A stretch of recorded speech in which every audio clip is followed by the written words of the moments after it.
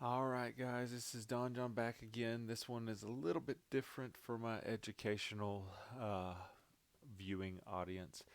This is looking at four different classroom quiz I guess you call them websites that you can use to do different types of classroom quizzes. All of them give you some form of feedback and so on and so forth. We're going to be looking at Kahoot, Quizizz, Quizlet Live, and GimKit here. And I'm going to try to made some notes, typed out some notes, and so I'm going to try to give you a little rundown of what each one of these offer. So let's start with GimKit. Nope, Kahoot. The Kahoot one. This is that's what's up there. This is one that probably to me was the first one that I ever heard of. There's a new version of it coming out soon, which is called Kahoot 360. I don't know anything about that yet. I know we've used Kahoot at school. I've also seen it used in our youth group at church. Kahoot is one that everyone is very well versed with. I've actually made a whole bunch of Kahoots for Christmas parties where it's Christmas trivia and stuff like that. And so Kahoot is a lot of people know about it. So here's your breakdown of Kahoot. Everybody's answering the same questions at the same time. The questions are up on the screen, and you're hitting shapes or colors that match the answer on the screen that you want to answer. Very simple concept.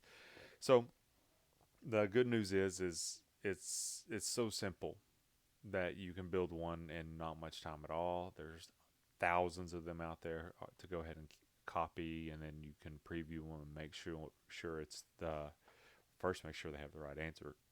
So I found a few of those that their answers not there. Um, but I do see an issue with Kahoot. At times, you it is based on speed, how fast you can answer. And at times, the student who doesn't have that quick processing time, they fall behind a little bit at the beginning, and they just give up, and the rest of it's not worth it to them. And so they don't care. And same thing goes for the students who are not competitive.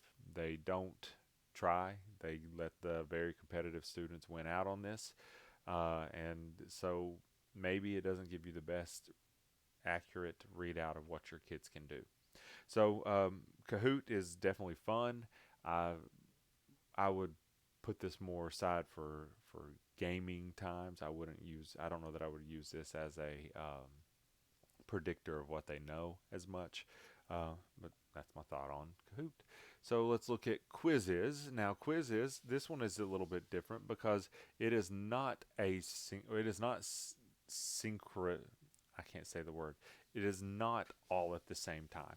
It is asynchronous, which means it's done differently. The students take the quiz at their own time.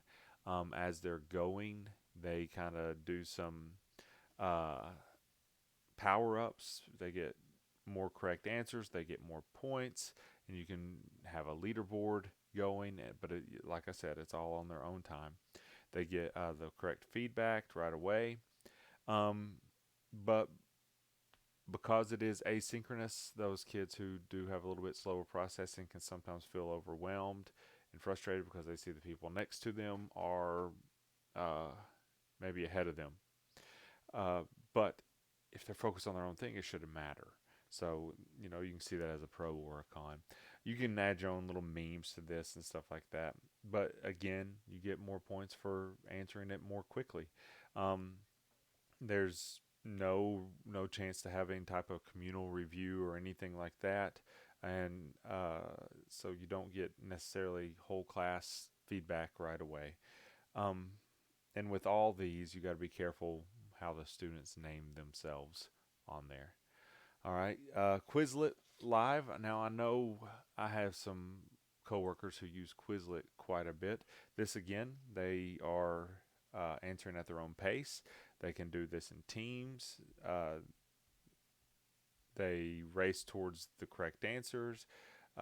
So it gives feedback, correct and incorrect. You do get really good data at the end of a Quizlet. It's collaborative. It's the end game. the teacher can sit down and review all of the questions and how everybody did on them. Um, some cons are, and this is a small, to me, a pretty small con. If a team gets a question wrong, the score goes back to zero and they're starting all over. They can be a little frustrated. And again, you got to watch out for those how they name each other. But again, there's a ton of quizzes already out there in Quizlet. Quizlet Live is Quizlet's one. It's a little bit different than Quizlet Live. Quizlet Live is the whole class answering the questions. Quizlet is individual quizzes coming through uh, that you would make up on your own. And I've known teachers who use Quizlet as like the final grade on a test or something like that, and they just let it go through Quizlet because it gives them the score. Um, the final one is the last one that I ever learned about, but thanks to some fellow teachers, I learned about GimKit. Now, GimKit is a little bit different because it does a little bit different engaging. So everything is on their own screen, so they're moving at their own pace here, and the faster they go, they can actually get through all of the questions, and it come back around and give them the questions again. Um, you receive the data at the end of this. The problem is it's not free. There is free versions that has limited options, but it's not free. Um, some the the You can import Quizlet Live sets of questions. You can write up your own questions. There's a bank of them out there already and stuff like that. But it sets itself apart because if you've ever played a tap tap game where you tap on your game screen or your phone and you get 1 point, and you do that enough and you can buy an upgrade, and so then every time you tap it's worth 2, then you buy an upgrade and every time you tap it's worth 4, and then what this will do is it'll also allow you to buy streak upgrades. So if you get 2 in a row right, then you start multiplying on your streak and things like that. And there's different end games here. You can set it up as a classroom end game where they have to get to $1 million, and in order to do that, they got to get those multipliers going. Or you can have it who has the most money at the end of the time, or so on and so forth. And so it adds a different level of gamification to it, that they have to be thinking. They have to think, okay, I need to get to $48 so that I can buy this next upgrade. And when I buy that next upgrade, all my money's going to be gone, but I could get back to that 48 pretty quick. And so it's fun to see the people or the students start figuring that out and start buying those upgrades, and then you see their totals just take off. So yeah, that's the 4 basic quiz games that you can, or the ones that I know of, that you can play in your classroom. If you know of another one, please leave it in the comments below. If you've used one of these a certain way in your classroom, let me know. Leave a comment below.